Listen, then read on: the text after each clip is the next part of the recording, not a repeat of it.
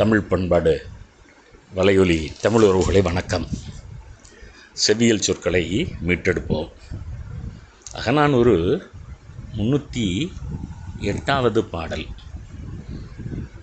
மிகச்சிறந்த கவிதையியல் சுரங்கம் அந்த கவிதை. பிசிராந்தையாருடைய கவிதை அது. பல்வேறு சொற்கள் அந்த கவிதையில் மீட்டெடுப்பதற்கு நமக்கு நிறைய கிடைக்கின்றன. உழுவையொடு உழந்த உயங்கு நடை ஒருத்தல்.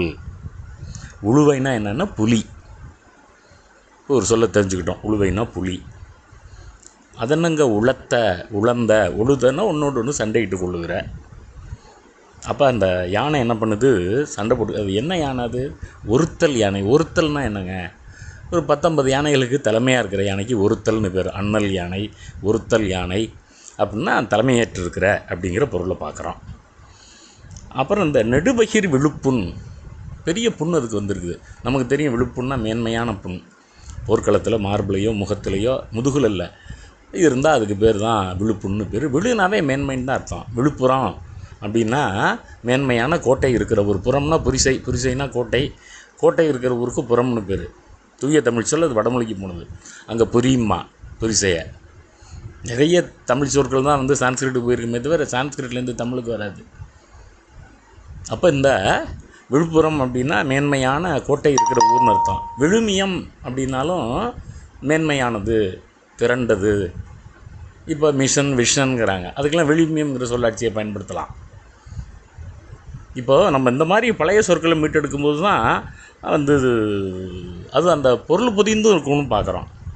இப்போ பாருங்கள், களா கங்குள் ஆழி அழிதுளி புளிந்த வைகரை. இது ஒரு நல்ல வைகரை கவிதை. விடியற்காலத்து கவிதை. மழை பெய்யுது, ஆலங்கட்டி மழை. அதுலேருந்து துளி துளியாக வருது. அந்த துளி வந்து அந்த யானையினுடைய மேனியில் இருக்கிற அந்த விழுப்புண்ணில் இருக்கக்கூடிய இரத்தக்கரையெல்லாம் துடைக்குதான். ஏன்னா அருமையாக அந்த கவிதையை சொல்கிறான் பாருங்கள். வாழ்வெள் அருவி. ஒரு நல்ல சொல் நண்பர்களே. வால். நமக்கு குரங்குக்கு வால் தெரியும், மாட்டுக்கு இருக்க வால் தெரியும். வால்னா தூயன்னு அர்த்தம், வால்னா வெண்மைன்னு அர்த்தம், வால்னா நீளமானன்னு ஒரு பொருள். அப்போது நீளமான அருவி, நீளமான வெண்மையான வால்வெள் அருவின்னு சொல்லலாம். நன்மை தருகிறன்னு கூட ஒரு பொருள் இருக்குது. வெண்மைனே இருக்குது. ஒரு பொருள் பன்மொழியாக கூட சமயத்தில் அது இருக்கும். வால்வெள் அருவினா இப்போ அகம்கைனா உள்ளே இருக்கிற கைன்னு அர்த்தம், புறங்கைனா வெளியில் இருக்கிற கைன்னு அர்த்தம். அகங்கைன்னு நம்ம அதை சொல்கிறதில்ல. அங்கை சொல்லலாம், போதுமானது. உள் அங்கை உள்ளங்கைம்போம். ஒரு பொருள் பன்மொழி. உள்ளே இருக்கிற அகத்தில் இருக்க கையா. தமிழனுக்கு எப்போவுமே 1க்கு 2க்கு 3 தடவை சொன்னால் தான் அது வந்து இவனுக்கு ஒரு திருப்தி. அப்போது இந்த கவிதையில் இந்த தொடர்கள் நமக்கு வியப்பை தருகின்றன நண்பர்களே. வாழ்வெள் அருவி, புனல் மலிந்து ஒழுகலின். தண்ணி நிறைய கொட்டுதான். மலிந்து ஒழுகுதல் அப்படின்னா நிறைய. மலிவு அப்படின்னா தெரியும் உங்களுக்கு, நிறைய கிடப்பது. அதுவும் இந்த கவிதையில் மலிர்னே ஒரு சொல் இருக்குது. மலிவு அப்படின்னா மிகுதியாக சேர்ந்திருப்பது, குவிந்திருப்பது, ஒரே இடத்துல இருக்கிறது பொருள். மலிர் அப்படின்னா ஒழுகுகிறன்னு அர்த்தம். இதே கவிதையிலேயே மல்லல் அறைய மலிர் சுனை குவளைன்னு வரும். மலிர் சுனை அப்படின்னா ஒழுகுகிற சுனைன்னு அர்த்தம். மலிர்க்கும் மலிவுக்கும் நுட்பமான வேறுபாடு இருக்கிறது நண்பர்களே. அப்போது இலங்கு மலை புதைய வெண்மலை கவைய. என்ன அருமையான தமிழ் சொற்கள். நிறைய வந்து மழை பெய்யுது, நிறைய வந்து அருவி கொட்டுது, அந்த அருவியிலேருந்து புகை மேலே எழுந்து வருது, அந்த புகைக்குள்ளே அந்த மலை புதைந்து கிடக்குது. கவைய, கவையன்னா அகப்படுத்திய. கவவு கை நெகிழாதும்பார் இளங்கோவடிகள். அகப்படுத்தப்பட்ட கைகள்பார். 2 பேருக்கு 2 கையையும் சேர்த்து பிடிப்பதற்கு வந்து கவைய அப்படிங்கிற சொல்ல கவனிக்கிறோம். அந்த வெண்மழையினாலே, அந்த புகையினாலே அந்த மலையே புதைந்து கிடக்கிறது. அதுக்கு ஓமை சொல்கிறான் பாருங்க. கலஞ்செடு புகையின் தோன்றும் நாட. அங்கே வந்து நம்ம மண்பாண்டம் செய்பவர்கள் மண்பாண்டத்தை சுடுறாங்களாம். அப்போ புகை எழுமா. அந்த புகை மாதிரி இருக்கிற மலையில் இருக்கிற அந்த பனிப்பொழிவு அப்படின்னு சொல்லுகிற அந்த தன்மையை கவனிக்கிறோம். இரவில் வருதல் எவனோ, அப்படிப்பட்ட நாடனே நீ இரவில் வராத. இது வந்து அந்த பகற்குறியில் வா, இரவு குறியில் வரான்னு சொல்ல கவிதை நண்பர்களே. பகல்வரின் தொலையாவேலின் வன்மகிழ் எந்தை. எந்தைனா என்னுடைய தந்தை. எப்படி இந்த ஆந்தைங்கிற சொல்னா, இப்போ பிசிறு ஆந்தை யாருன்னா ஆந்த மாதிரி கண்ணு இருக்கிற ஆள் கிடையாது. ஆதன் தந்தை ஆந்தை, பூதன் தந்தை பூந்தை. பூதனுடைய அப்பன் ஆதனுடைய அப்பனுக்கு பேர் ஆந்தை. பிசிறு ஊர், பிசிறுங்கிற ஊரில் இருக்கிற ஆதனுடைய அப்பா ஆந்தை. அந்த காலத்தில் பேர் வந்திருக்கும், அது அப்படியே மரபில் வந்திருக்கும் நண்பர்களே. இரவின் வருதல் எவனோ, இது ஒரு அருமையான சொல். எவன், ஒய், ஏன். ஏன்ங்கிறது 20ஆம் நூற்றாண்டு தமிழ். செவியல் காலத்து தமிழ் எவன்கிறது, ஒய்ங்கிறது. எவனோ, இதனால் நீ நைட்டில் வராத பகல்வரின் தொலையாவேலின் வன்மகிழ் எந்தை. எங்கள் அப்பா போர்க்களத்துக்கு போய் அதிலே மகிழ்ச்சி அடைகிறாள், அதுவும் வளமையான மகிழ்ச்சி அடைகிறாள். ஆமாம். அப்புறம் களிறு அனந்து எய்தா கண்முகை இதனம். 2-3 சொற்கள் நண்பர்களே. இதனம் அப்படின்னா பறன்னு அர்த்தம். அங்கே திணைப்புணத்தில் பறனை வச்சு பறவைகளை விரட்டுறதுக்கு இதனம்னு பேர். இதனம்னா மேலே இருக்கக்கூடிய பறன். இப்போ பேருந்தில் போகிறோம், புதிய பேருந்தில் மேலே படுக்கை இருக்குது, இதனம்னு போடலாமே. கண்ணகரா 3 சொல்லினா இதனப்படுக்கை அப்படின்னு பயன்படுத்தலாமே. இதானே சொற்களை மீட்டெடுப்பது. இதனம்னு மீட்டெடுத்தால் என்ன தப்பு? நல்லது தானே. ஏற்கனவே செவியல் இலக்கியத்தில் இருக்கிற சொல்லுது. பெரிய மலையினுடைய முகடு கண்முகை, கல்லினுடைய முகடுன்னா மேலே இருக்கிறது. ஆமாம். களிறு அனத்தல்னா என்ன சார்? அனத்தல்னா அண்ணாந்திருத்தல், அனத்தல்னா நிமிர்ந்து பார்த்தல். களிராலே நிமிர்ந்து பார்த்து அல்லது கை நீட்டி தொட முடியாத குன்று மேலே திணைப்புணம் இருக்குது, அந்த திணைப்புணத்துக்கு நீ வா. தலைவனை பார்த்து தலைவி சொல்கிற வரி நண்பர்களே. ஆமாம். சிறுதிணை படுகிளி எம்மோடு ஓப்புதல். ஓப்புதல்னா விரட்டுதல். கிளி மொத்தமாக நூற்றுக்கணக்கில் விழுது. படுதல்னா சாதல்னு ஒரு பொருள், மொத்தமாக விழுதல்னு பொருள். திணை வயல், சின்னதாக இருக்கிற திணை, அந்த திணை பயிரிட்டிருக்க எங்கள் வயலில் நிறைய விழுது. வந்தினா நீனும் நானும் அந்த திணைப்புணத்தில் அந்த பறவைகளை விரட்டலாம். மல்லல் அறைய மலிர் சுனை குவளை. முன்னாடியே மலிர் சுனை பார்த்தோம். நிறைய குவளை மலர்லாம் பூத்துருக்குது. நல்ல ஒளி மிகுந்த அந்த பூக்களெல்லாம் நான் என்னுடைய கூந்தல் அணிஞ்சிருப்பேன். அடைச்சிய கூந்தல் மெல்லனை துஞ்சி. நீனும் நானும் மகிழ்ந்திருக்கலாம். மென்மையான அந்த கூந்தல்ங்கிற தலையணையில் நீ படுத்து சந்தோஷமாக இருக்கிறத விட்டு ஏன் இப்படி இரவு நேரத்தில் வருகிறாய்? மெல்லணை பண்புத்தொகை நண்பர்களே. பஞ்சனைனா வேற்றுமை தொகை, பஞ்சால் ஆன அணை. மெல்லைனா மென்மையான அணை. ரெண்டுக்கும் நுட்பமான வேறுபாடு இருக்குது.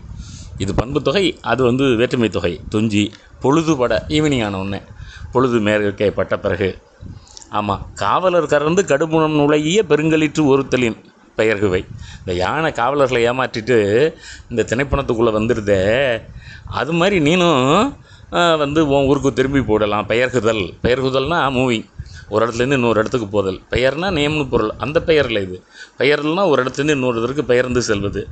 பெருங்களிர் ஒருத்தல். பெரிய யானைகளுக்கு தலைவனாக இருக்கிற யானை அந்த காவலர்களை ஏமாற்றிட்டு உள்ளே வந்துடும். காவலர் கறந்து. கறந்துன்னா மறைந்துன்னு அர்த்தம். சின்னரா அந்த மெலின ரகரம் இருக்கே, கறந்துன்னு சொல்கிறோமே, கறந்தடிப்படை, மறைந்திருந்து தாக்குவது. ஆமாம். கரத்தல் அப்படின்னா மறைந்திருத்தல்னு பொருள். இந்த ரெண்டுக்கும் நுட்பமான வேறுபாடு இருக்கிறது நண்பர்களே. எப்படி மலிவுக்கும் மலிருக்கும் வித்தியாசம் இருக்கோ, அது மாதிரி கரத்தலுக்கும் கரத்தலுக்கும் வித்தியாசம் இருக்கிறது. கருங்கோல் குறிஞ்சி. உன்னுடைய ஊர் குறிஞ்சி. கருமையான கிளைகளை உடைய அந்த குறிஞ்சி மரம் இருக்கிற நீ உரைகிற ஊருக்கு நீ திரும்பி போயிடலாம். பெயர்குவை. அப்போ பகலில் வா இரவில் வராதே என்கிற இந்த கவிதையில் நாம் எவ்வளவு சொற்களை தெரிந்து கொள்கிறோம், எவ்வளவு கவிதை நயம் அங்கே இருக்கிறது அப்படிங்கிறதையும் நம்ம பார்க்குறோம் நண்பர்களே. ரொம்ப நுட்பமாக பிசிராந்தியார் இந்த கவிதை எழுதியிருக்கிறார். ஓப்புதல் அப்படின்னா விரட்டுதல் அப்படின்னு அர்த்தம். இது ஒரு நல்ல வைகை நேரத்தை இலக்கியம் நண்பர்களே. முகடு அப்படிங்கிற சொல் தான் மேடுன்னு பிற்காலத்தில் வரும். பொழுதுபட பெயர்குவை அப்படிங்கிறதுல பார்த்தோம். நீ நேரத்துக்கு போடலாம் அப்படிங்கிற சொல். வெண்மலை, வெள்ளை மலை பொழிகிறதுன்னு இப்போ திரைப்பட பாடல் சொல்கிறான். இதெல்லாம் இந்த அகநானூரில் அந்த காலத்தில் இந்த வெண்மலைங்கிற சொல் இருக்கிறத மிக நுட்பமாக பார்க்குறோம். அதே போல் எம்மோடு நும்மோடுங்கிற சொல்ல பார்க்குறோம். எம்மோடு ஓபி ராயல் வி, நான் என்னோட வா. ஆமாம். நும் உரையின் ஊர், நீ இருக்கிற நும் அப்படின்னா ஒரு மரியாதை பன்மை. நும் ஊர் அப்படின்னு சொல்லுகிற தன்மையை பார்க்குறோம். இப்போ நெடுவகிர் விழுப்புன்னு ஒரு தொடர் வருது. விழுப்புன்னா விழுந்த புண் அல்லது புகழ்பெற்ற மேன்மையான புண். வகிர்ந்த அப்படின்னா அது வினைத்தொகையாக இருக்குது. நெடியன்னா பண்புத்தொகை. பண்புத்தொகையும் வினைத்தொகையும் ஒரே தொடரில் நெடும்புண், வகிர்புண், விழுப்புண் அப்படின்னு கலந்து இருக்கிற தன்மையை இந்த கவிதையில் நம்மால் பார்க்க முடிகிறது நண்பர்களே. ஆமாம். இப்படி நல்ல மிகச்சிறந்த கவிதையாக இந்த 308 இருக்கிறது. இதில் பல சொற்களை நம்ம பார்த்தோம். ஒருத்தல்னா யானைகளுக்கெல்லாம் தலைவனாக இருக்கிற யானை அப்படிங்கிறத பார்த்தோம். விழுமியம் அப்படிங்கிற சொல்ல பார்த்தோம். மிஷன், விஷன் அல்லது திரண்ட பொருள் தருவது அப்படிங்கிற சொல்ல மீட்டெடுக்கலாம் அப்படின்னு சொன்னோம். தூய்மையான வெண்மையான அருவி, வால்ங்கிறதுக்கு தூய்மைங்கிற பொருள் இருக்குது அப்படிங்கிற ஒரு சொல்ல பார்த்தோம். புலிக்கு உழுவைன்னு ஒரு சொல் இருக்குது. நிறைய பெயர்ச்சொற்கள் நண்பர்களே. எப்போவுமே சங்க இலக்கியத்தில் பார்த்தீங்கன்னா நெடுபகிர் விழுப்புண், ஆலியழி துளி, வால்வெளு அருவி, இலங்கு மலை, களம் சுடு புகை, வெண்மலை, எந்தைன்னு சொல்லணும். தொலையா வேலின் என் வன்மகிழ் எந்தை எங்கப்பா, கல்முனை பாறைன்னு சொல்லணும். களிர் அனந்து எய்தா கண்முகை. இப்படி நல்ல அந்த தொடர்கள், அடையெடுத்த தொடர்கள், நுட்பமாக இருக்கிற ஒரு கவிதையை இப்போ நம்ம பார்த்தோம். இதுலேருந்து பல சொற்களை நம்ம பார்த்தோம்.